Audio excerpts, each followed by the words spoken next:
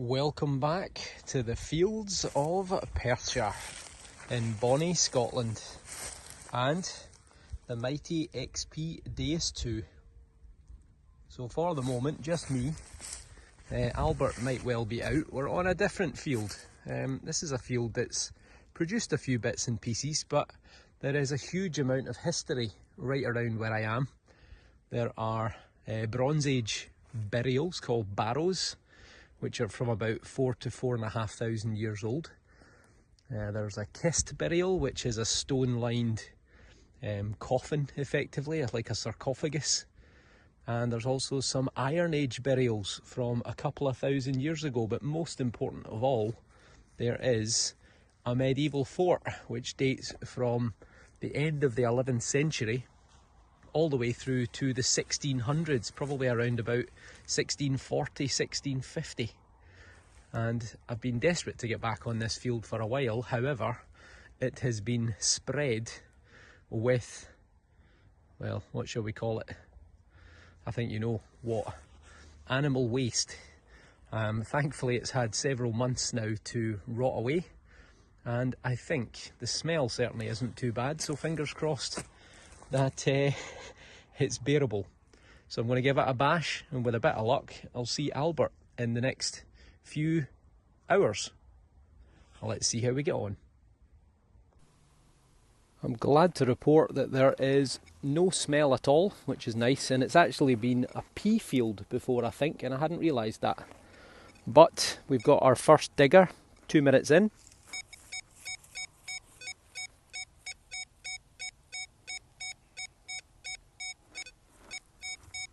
Pretty solid 85, 86, and it could be a coin to get started. That would certainly be nice. It was a pretty shallow signal, and that is not a coin. That could be a bullet, or it could be a bit of pipe. And it is actually, I think, a bullet. Look at the size of that. Bloody hell, was that fired from an elephant gun? That is a bullet. That is massive. You can see it's just caught the edge of something. But that is a massive calibre of bullet. That must be what, 50 calibre?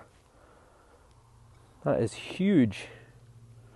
Huge bullet. You imagine that hitting you at 1,000 feet per second. My God. Question is, what's it doing here? Maybe another remnant of the military. There were a lot of soldiers based here.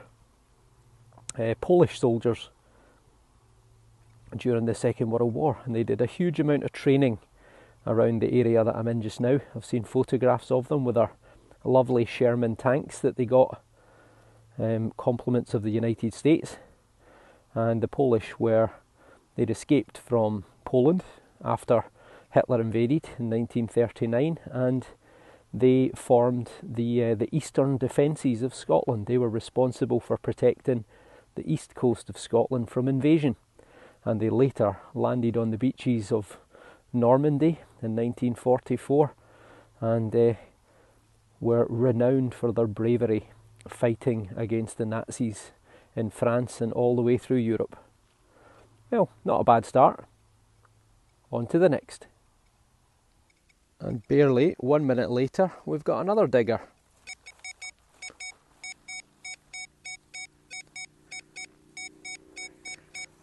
$92, $93, but it doesn't sound sweet enough to be a coin. But we'll give it a dig anyway. Now that it's out the hole, it does actually sound a lot better. So, oh, I see something round, and I see an imprint. There's the imprint right there. You see that sort of circular shape with a bit of greenery? Now, is it a coin or a baton? There's where it's been, right there. And tell you what, it's the right size for a turner, which is a copper Scottish 2p. Question is it? Well, it's quite a chunky coin. Could be, you know. Right, it's very chunky, but I don't see anywhere that there's an obvious broken loop. This one might actually have some detail if it's a turner, because it's so thick. So give us a minute, I'll give it a rub up off camera and get the bendy thumb on it, dry it out and get back to you. I do believe that it is a Scottish coin, a copper coin. It's a very chunky one. It may well clean up more when I get home, and once it's dried out a bit more in my pocket, I'll keep an eye on it. But my guess is it's going to be a turner, which is a 2p piece, a copper 2p, but it could even be something a bit different. Maybe a lion will appear, which would tell me it's possibly a billion plaque, I think it's called, which is sort of Mary Queen of Scots era, but I would guess that that's probably going to be Charles I or Charles II, and it's going to date sometime between Charles II 1625 to 1649, and his son Charles II ruled from 1660 to 1685. But hey, it looks the right size, so it could well be. That would be a great start. Excellent. Another ear blowing signal somewhere there.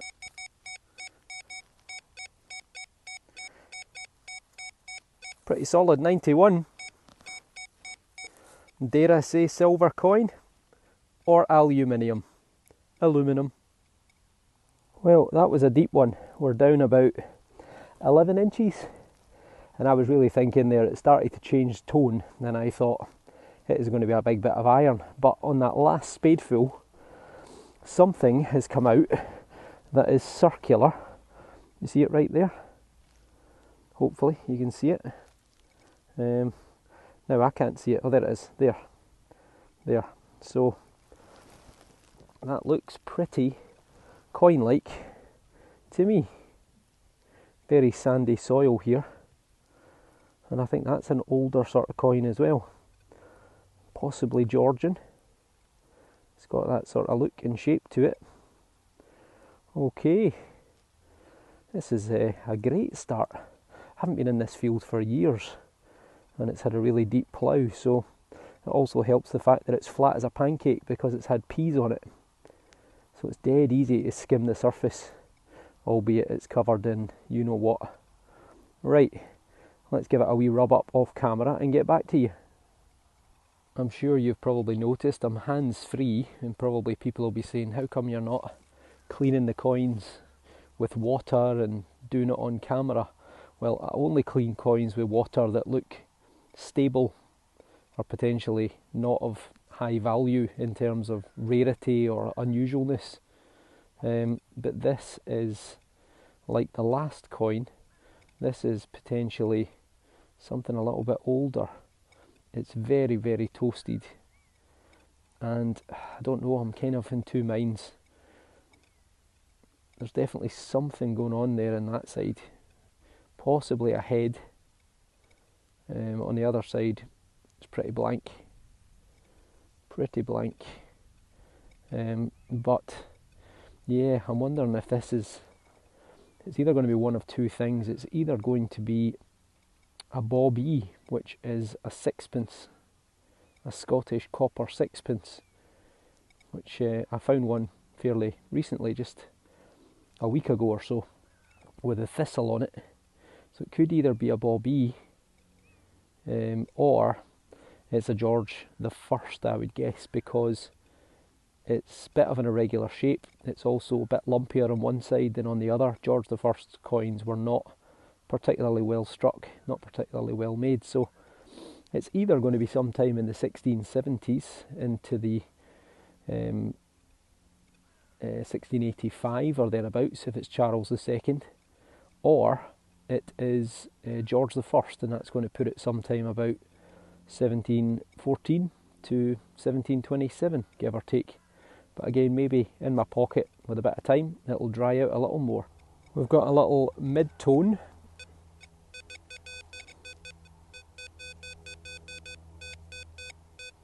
'63, '64, jumped about a bit, could be a bit of lead. The ground looks a little bit softer here, so I'm going to try a wee live dig. Let's see. Let's see if this works or not. And so much for the ground being softer, and that's not too bad. Ugh.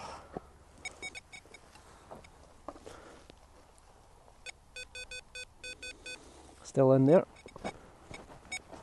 Maybe slightly in the wrong place. We're out this time. Not particularly deep, probably in the top 4 inches. Now, let's get the Garrett carrot. What's that? That's a stone. Oh, bit of copper. It is,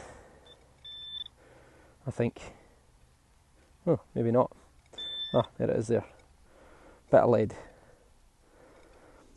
A wee bit of lead. It's like an arrow. A lead arrow. Oh well. Junk, but at least you got to see a live dig. Okay, we've got another one. It's coming through at an 80.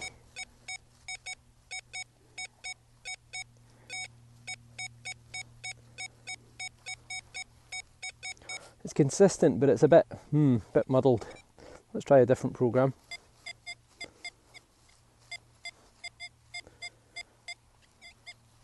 Certainly there, but it's not ideal. Not going to live dig this one because right here I just got myself a tin can, which the ground is like rock, so I'm not going to be able to hand dig. So let's see what we get. My God, I almost had to chisel the rock out of this hole here. It was baked solid, and I think I've got it. I think it's come out in the last... I think it's come out in the last spadeful, or I don't think you can call it a spadeful because it's working my way down just a few millimetres at a time.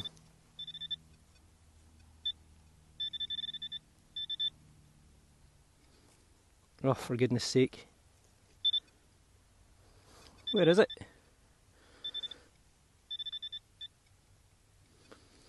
Oh my God.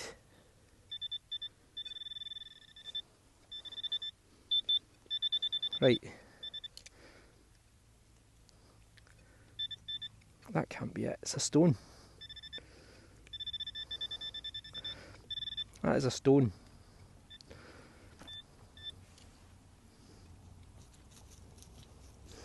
What is going on with this?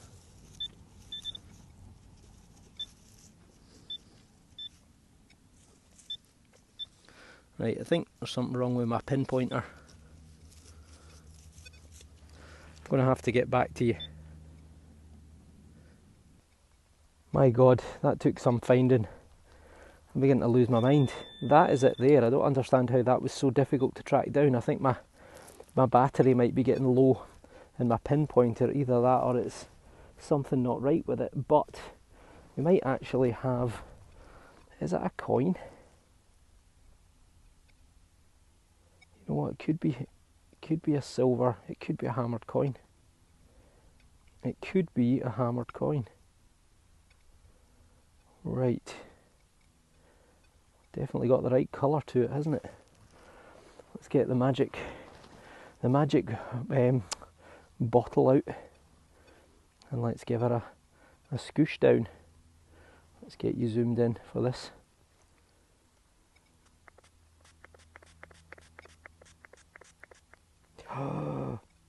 It's a hammered coin.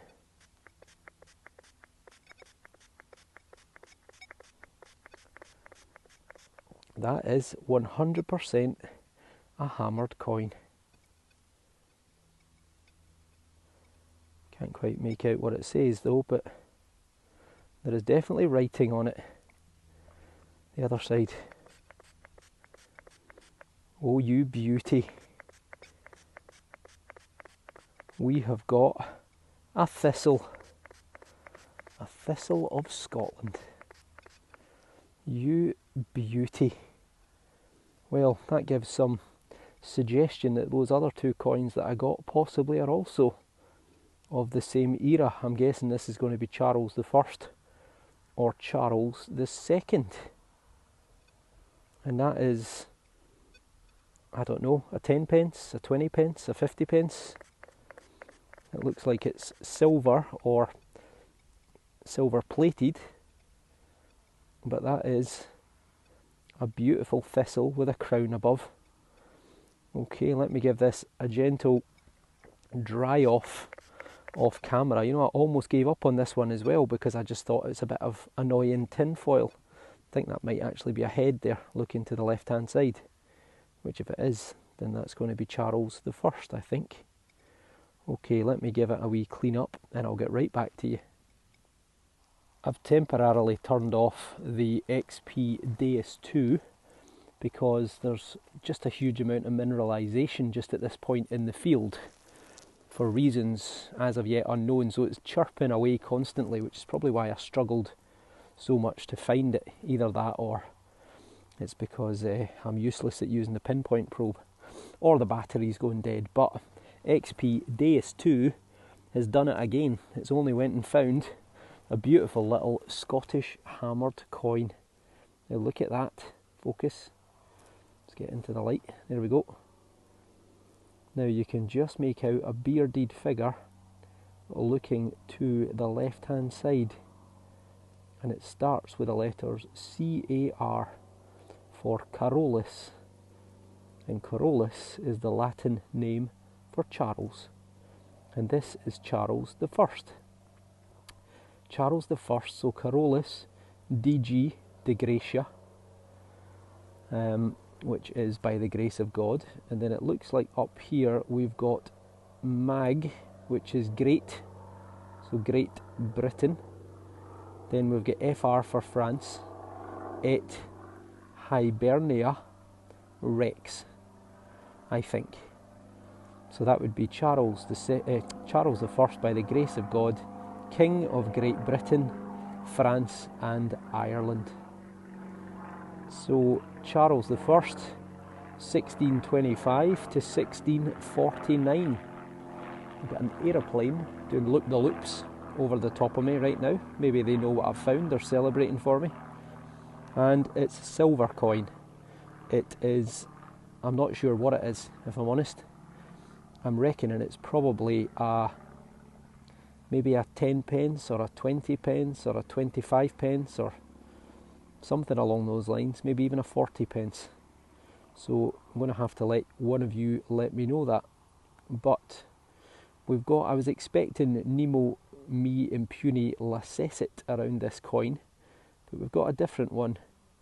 We've got IVST IT and then PRON Thronum THRONUM Thronum FIRMAT Fermat. So the Latin alphabet, which is the language that this is written in, and I is actually a J. So JUSTIT something. So I think it's probably justice. And then Thronum, I'm assuming, is the throne or the king. And then Fermat would be firm, I'm guessing. So maybe something along the lines of justice makes the throne firm or something along those lines. But you can see a very clear thistle in the centre, the national flower of Scotland, with a crown above.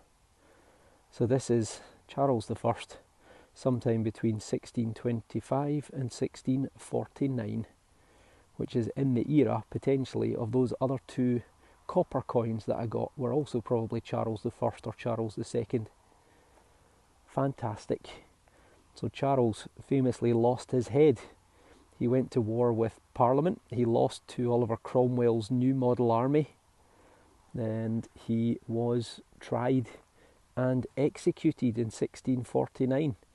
And for a while, Scotland and England were part of the English Commonwealth, or Scotland was certainly ruled by the Commonwealth of England. England became a republic with no monarchy under Oliver Cromwell, until Oliver Cromwell died, and they asked Charles I's son, Charles II, who was living in France with his cousin Louis XIV, to come back and be King of Scotland and England, and we restored the monarchy. But that is beautiful, absolutely beautiful. I love getting these coins with thistles on them. You don't get much more Scottish than that, do you? That is tremendous. Another coin, another signal. I hope it is another coin. I doubt it though. 49.50, within the realms of both a hammered coin and a gold coin, so that would be nice. I'm glad to report that the ground's a lot easier now to dig in, and I think we've got ourselves another piece of lead, and we do. It's an old flat bit of lead, very pliable. You could snap that easily, probably off a piece of roofing or a bit of roofing lead. But it's always, as I say, a good sign of occupation. On to the next. This is a very, very faint signal and quite a small target as well.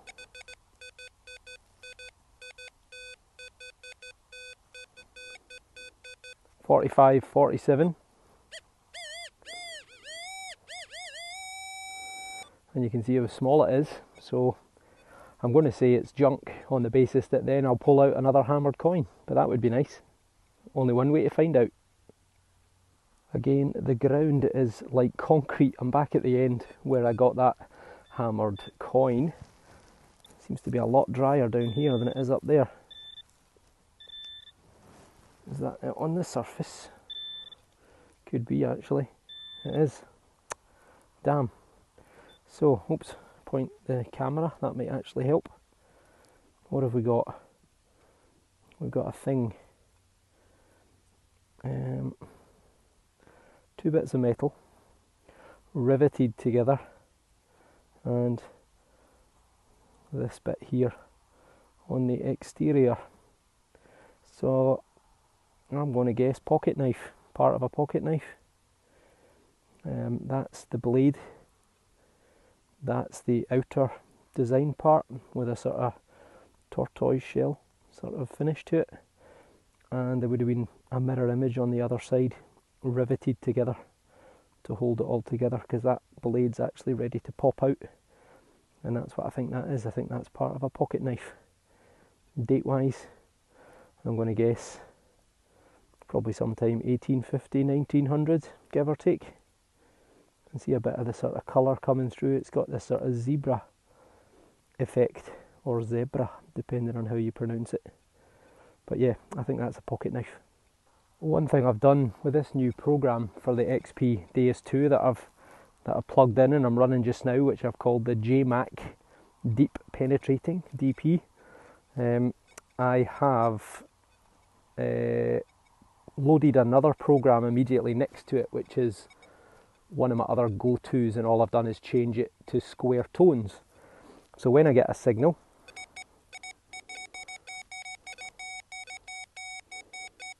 very solid 80, I can just go minus, flip on to my other program, which I've just, for some reason, I've named Goo, and just get an immediate comparison. Because sometimes big iron on my new program, I've not quite managed to phase it out, and sometimes it can sound like a good signal. So by jumping between the two, just with a plus or a minus, it gives you a bit of reassurance before you dig. So let's see what we get with this one. That's us out the ground, somewhere over here.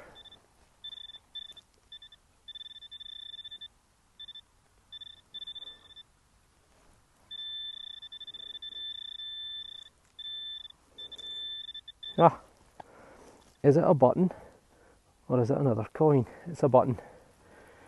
See the telltale little tag on the back. Could have been gold gilded at one point. Okay, no obvious decoration, but we'll give this a wee gentle clean and get back to you. At one point I suspect there was some writing on this, and I suspect It may well have been decorated as well, but are long since gone.